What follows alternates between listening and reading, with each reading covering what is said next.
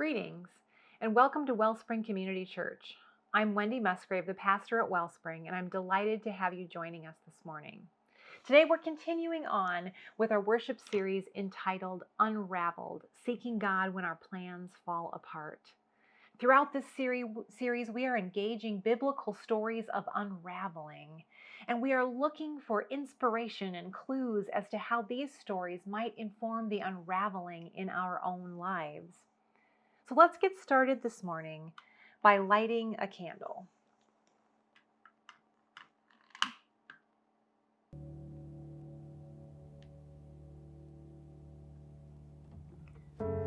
As we light our candles, let us rediscover our breath and settle in for worship today.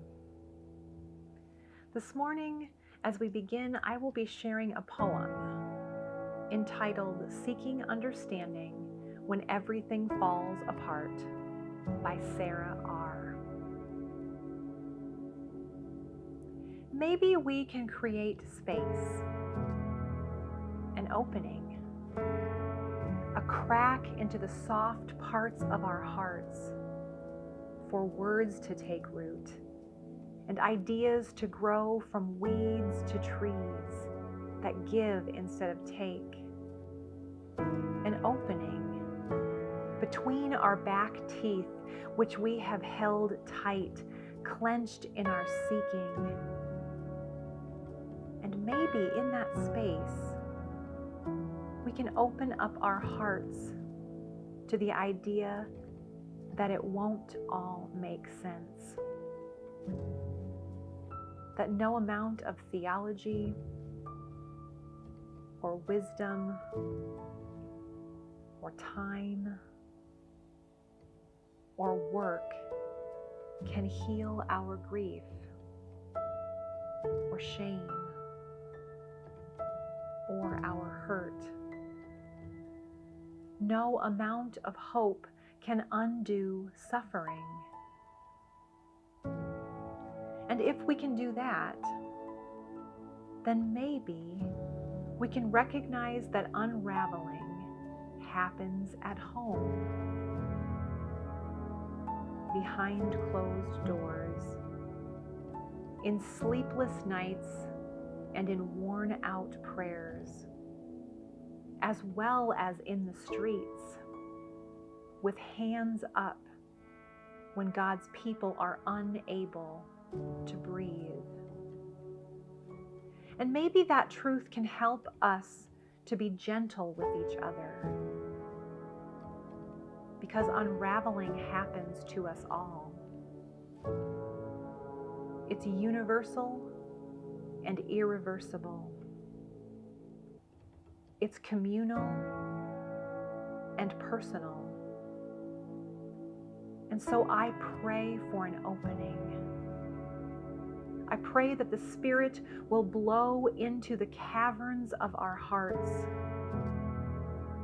past the unraveled fragments of days that fell apart, past the realization that it won't all make sense, past the unraveling that we've all kept secret, until the voids in our chests feel like the void at creation, blessed with God and light. And that prayer sounds something like this.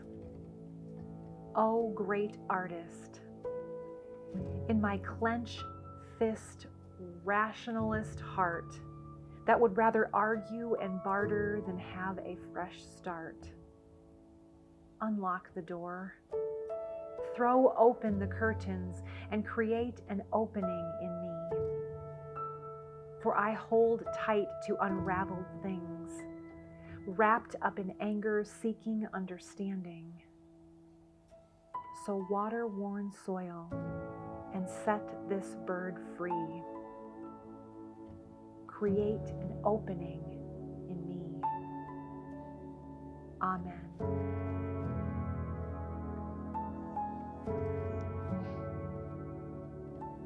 Our our scripture for today comes from the book of Job.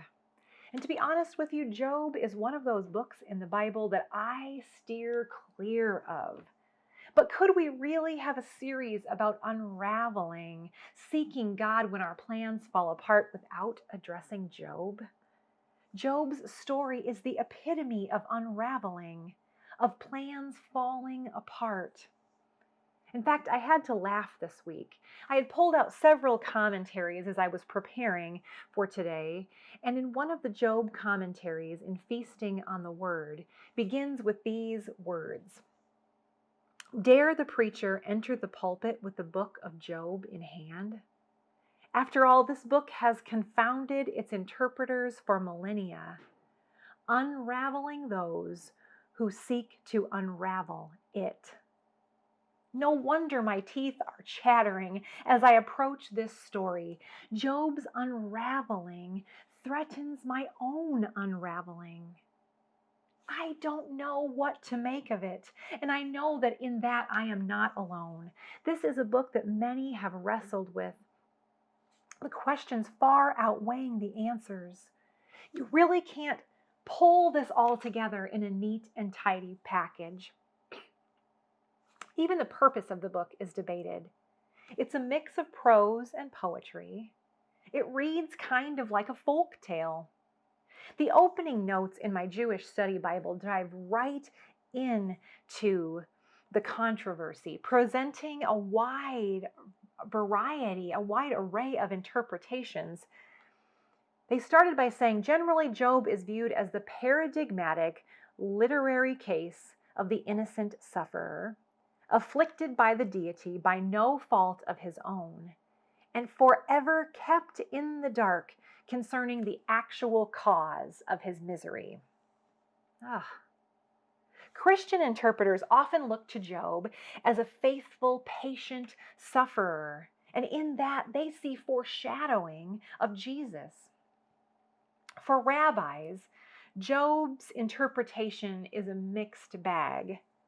Maybe Job and his friends are literary representatives of a variety of philosophical schools of the time, each one of the characters representing a different doctrinal position, how one might understand suffering, with the character of Elihu, who appears later in the book, providing an acceptable position. Or perhaps this whole story is a parody. Perhaps it is full of irony and humor that our translations have missed. Wouldn't that cause us to approach this book in a different way than if we take this story completely in earnest? Since the mid-20th century, the Holocaust has informed interpretations, causing many interpreters to ponder if this book is actually more subversive than was generally allowed. Wow, what is an interpreter to do with all of these ideas? Job is a book that dives right into the difficult questions that plague us all. Why do bad things happen to good people? Where is God in the midst of our suffering? To get an understanding as we begin just of the overall arc of Job's story. In the beginning, Job is just a really upstanding guy. He loves God, he is faithful, and he is obedient to God. He's living a good and faithful life, and so he was also living the good life. He had a lot of things going for him. He owns property, he had a wife and children, and he's respected by his friends. In the beginning of this story, Job is portrayed as the guy that nobody could possibly think of a bad word to say about him. People looked at Job and thought, he just kind of gets it all right. What an upstanding and faithful guy. Everything was just working for Job. Life was as it should be, and life was good. Even God marvels at the faithfulness of Job. And then the adversary suggests that perhaps Job only loves God because God has given Job so many blessings. The adversary suggests that if all of these glorious, blessings dried up, maybe Job wouldn't be so faithful. Perhaps instead of blessing God's name, Job would be cursing God in his hardship.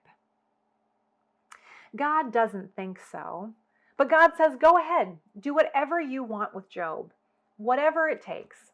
Spare only his life. And I guess we'll just see what happens. Now, this makes this story super troubling right from the get-go. This is certainly not the way that I want to conceive of God. As God as toying with someone to see how they will respond. But this is how the book opens up. And then just like that, disaster befalls the unsuspecting Job. Job lost everything.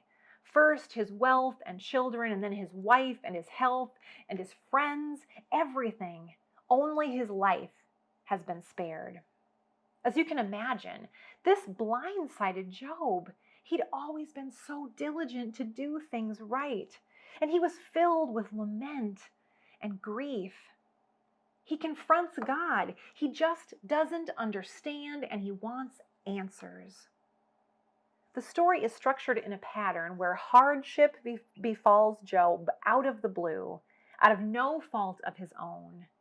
Job seeks to understand. He questions and wondered why God isn't performing in the ways that Job has faith that God can and does. And then Job's friends weigh in, trying to make sense for themselves while offering counsel to Job. The phrase, with friends like these, who needs enemies, comes to mind as the conversation continues. They look at Job and they start to wonder, maybe Job wasn't as good and as faithful as they had first thought. What has Job done to deserve all of this? Now, they each have different ideas, and they really do want to know, I think, in large part because they want to make sure that it doesn't happen to them. Rather than embracing Job, helping him in his time of need, they distance themselves from him, abandoning him lest they be seen as guilty by association. What if this suffering was contagious? This pattern goes back and forth like this throughout the book, getting progressively worse for Job as time wears on. And then someone named Elihu provides a counter interpretation, and God responds in the end. Now, our reading from Job today is a hymn to wisdom. At the time that this hymn to wisdom appears in the book of Job, Job has already been through the ringer. This hymn comes from chapter 28, verses 12 through 28. But wisdom, where can it be found? Where is the place of understanding? Humankind doesn't know its value. It isn't found in the land of the living. The deep says, it's not with me. The sea says, not alongside me. It can't be bought with gold. Its price can't be measured in silver. It can't be weighed against gold from Ophir or precious onyx or sapphire. Neither gold nor glass can compare with it. She can't be acquired with gold jewelry. Coral and jasper shouldn't be mentioned. The price of wisdom is more than rubies. Cushite topaz won't compare with her. She can't be set alongside of pure gold. But wisdom, where does she come from? Where is the place of understanding? She's hidden from the eyes of all the living, concealed from birds of the sky. Destruction and death have said, we've heard a report of her. God understands her way. God knows her place. For God looks to the ends of the earth and surveys everything beneath the heavens. In order to weigh the wind, to prepare a measure for waters, when God made a decree for the rain, a path for thunderbolts. Then God observed it, spoke of it, established it, searched it out, and said to humankind, look, the fear of the Lord is wisdom. Turning from evil is understanding. Wow, how beautiful. After asking, pleading for understanding of why, Job discovers or resigns to the idea that wisdom is fear of the Lord, which doesn't mean being afraid, but rather involves surrender in awe of mystery. Wisdom and understanding that Job is seeking are more beautiful and more valuable than gold and gemstones. The most dazzling jewelry cannot compare. Wisdom isn't obvious. It isn't in the obvious places. It isn't easy to find or to hold on to or to possess. How would you weigh the wind? We've spent quite a lot of time in Exodus lately, and the God in Exodus is a God that intervenes in history. It is a God who takes a stand on the side of justice, that is on the side of and liberates the oppressed. Now, the God of Deuteronomy connects blessing with obedience and disobedience with curse.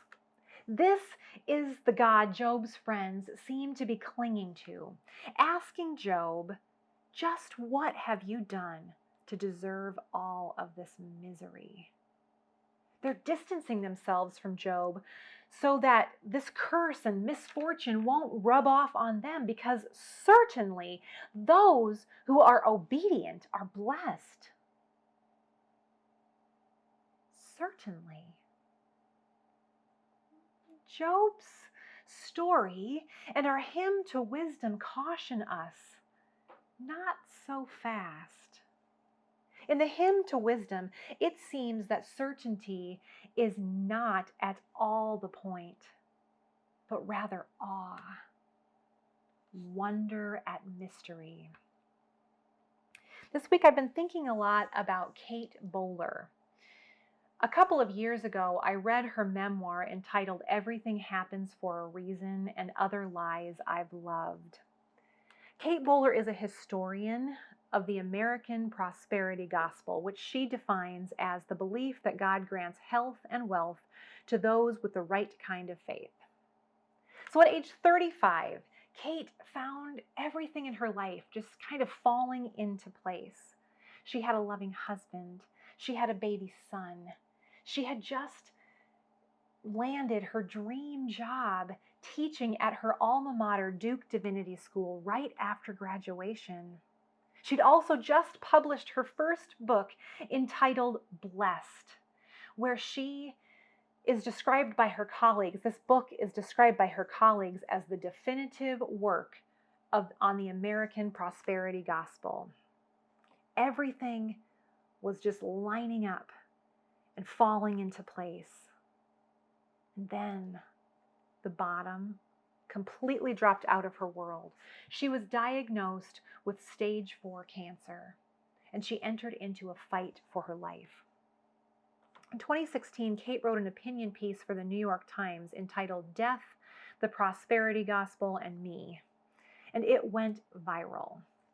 In the article, she recalls an encounter with a neighbor who knocked on their door shortly after the news of her diagnosis had sent shockwaves through the community of friends and family surrounding her.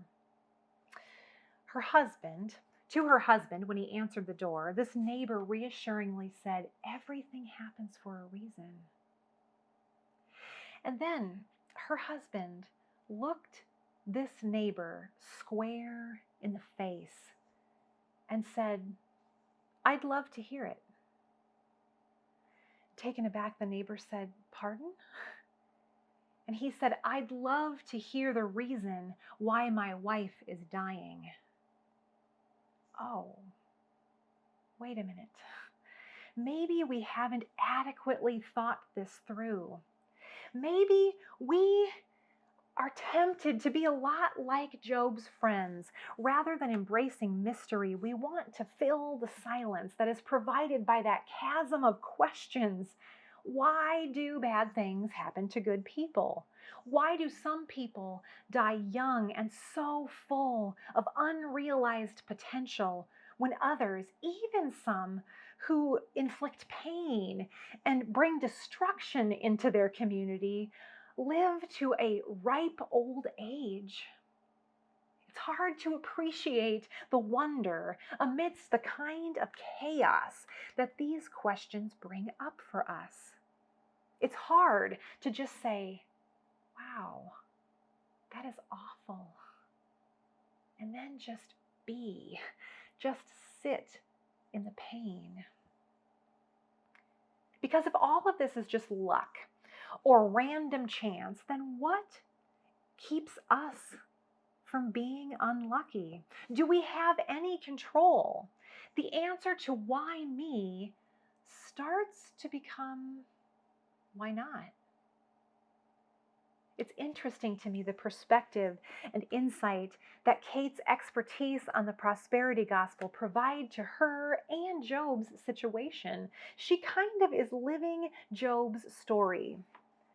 As Job and Kate truly stand trying to understand why me, the prosperity gospel, which Kate had researched for many years, offers some easy answers to the problem of human suffering. In the research for her book, she spent a lot of time in churches that espouse the prosperity gospel, that believe that health and wealth are blessings. And if you just believe right, and if you just pray right, those blessings can be yours. The flip of that is very troubling. What if the blessings don't come? What if your luck seems to have dried up? What if suffering lands at your doorstep? There's this lingering question. What did you do to deserve it?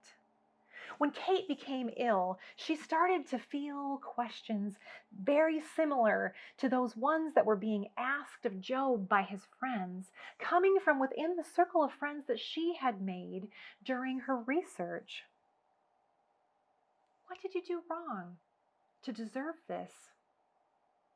Where was your faith just not quite strong enough to overcome this?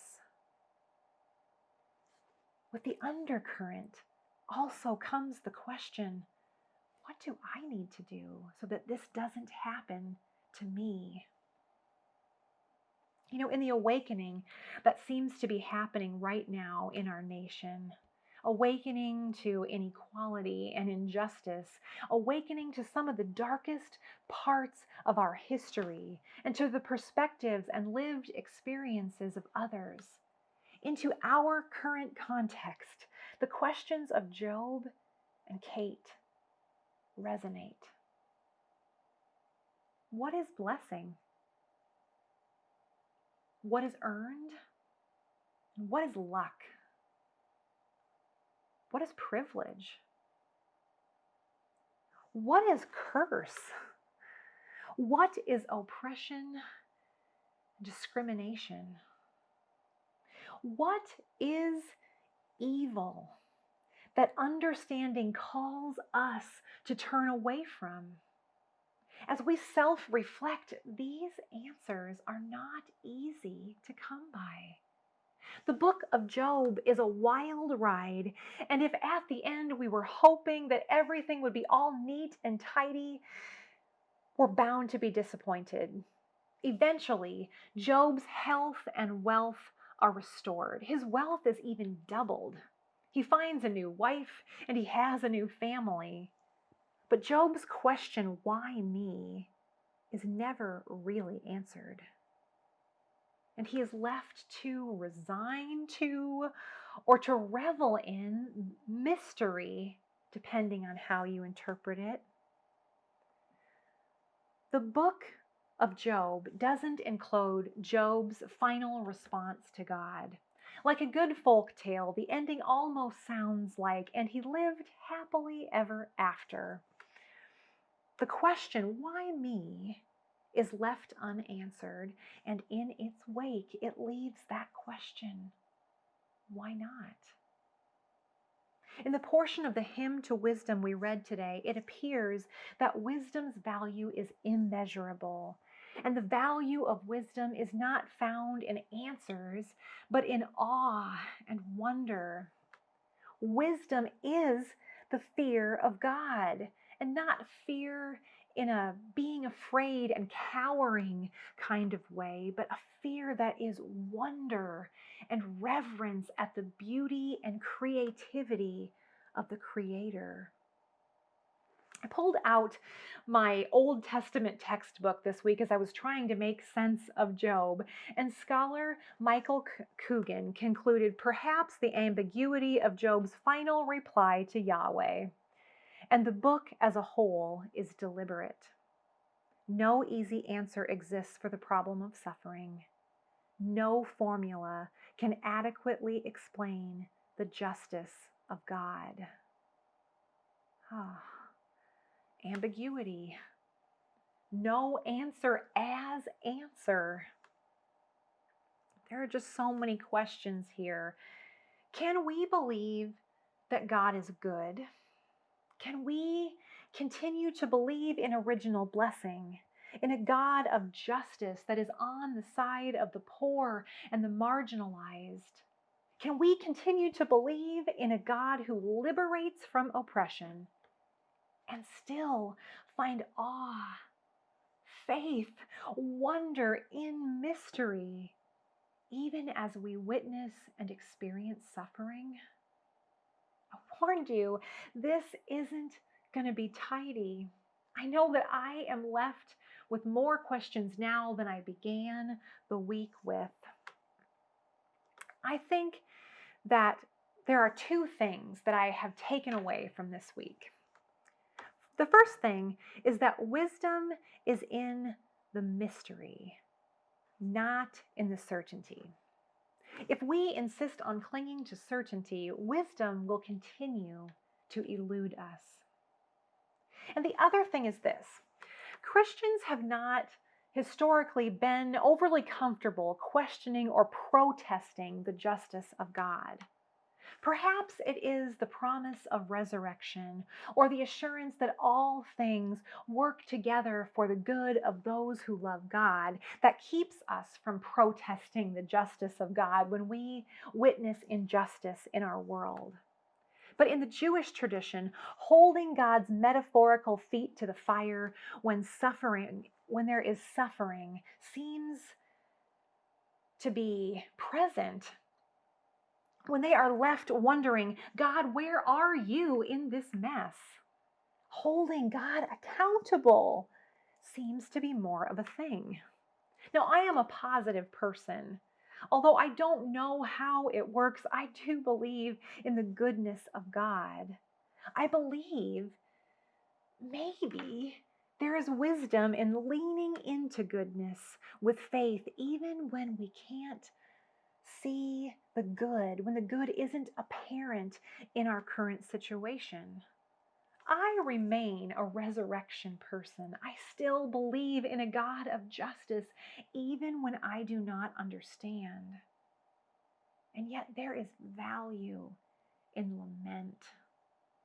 I feel myself more and more being drawn toward lament right now. I think this might be one of the many gifts of spending time in the Old Testament. Questions like, where are you, God? Do you still even care? Have you abandoned us?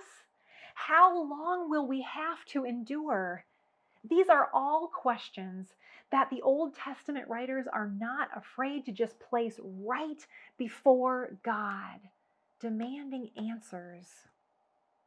Perhaps this is one of the gifts of the book of Job, with all of its complexity and for all of the wrenches that it throws into the workings of our neat, tidy theology. For all of the questions that don't have adequate answers, perhaps one of the gifts of this book is that it gives us permission. It invites us to know that all of these questions and this wrestling and struggling, all of these things are welcome before God.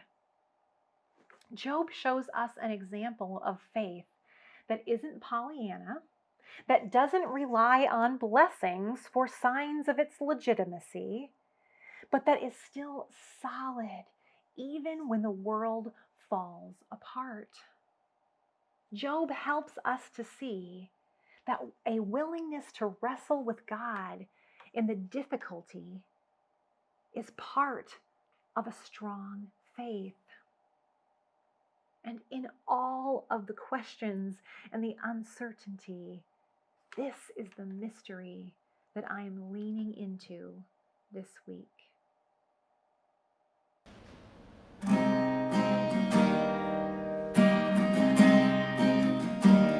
Lift up your